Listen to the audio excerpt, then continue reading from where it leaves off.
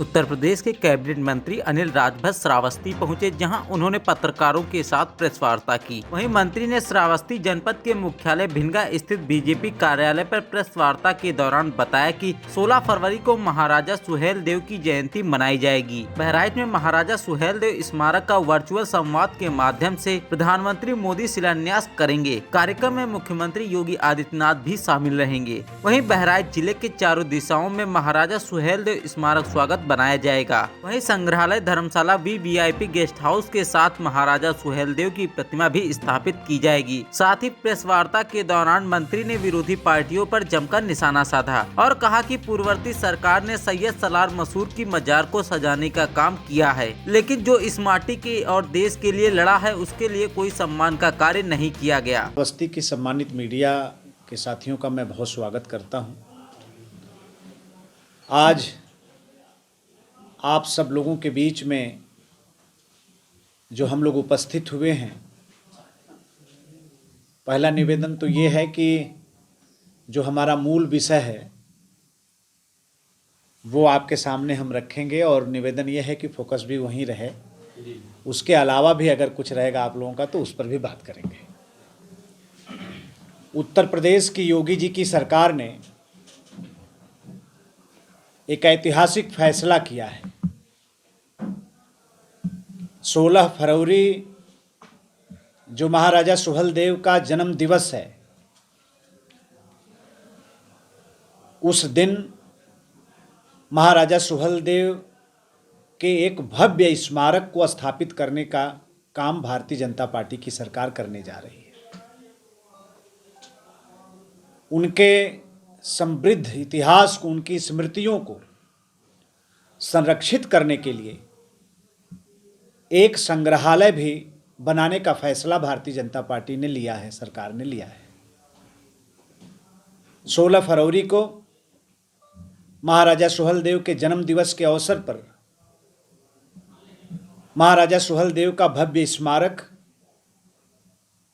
और उनके संग्रहालय का, साथ ही चित्तौरा के जिस मैदान में सैयद सलार मसूद और राष्ट्रवीर महाराजा सुहेलदेव के बीच में संग्राम हुआ था, उस इलाके को और उस मैदान को भी पर्यटन के रूप में विकसित करने का भी फैसला भारतीय जनता पार्टी की सरकार ने लिया है। बहुत बधाई।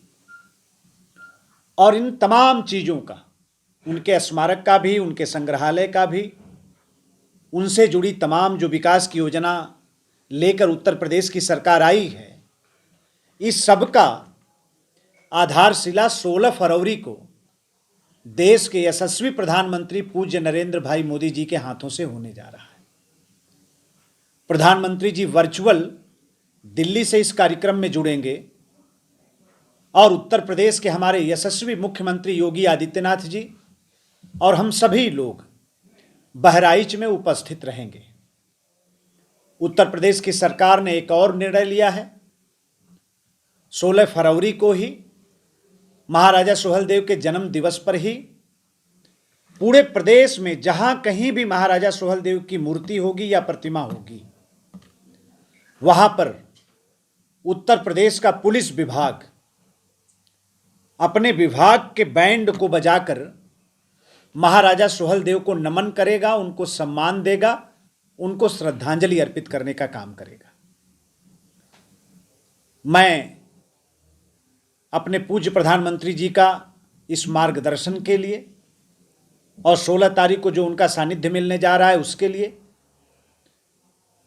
और इतना बड़ा और ऐतिहासिक फैसला लेने के लिए अपने यशस्वी और देश के सबसे लोकप्रिय मुख्यमंत्री योगी आदित्यनाथ जी का मैं स्वागत करता हूं, अभिनंदन करता हूं।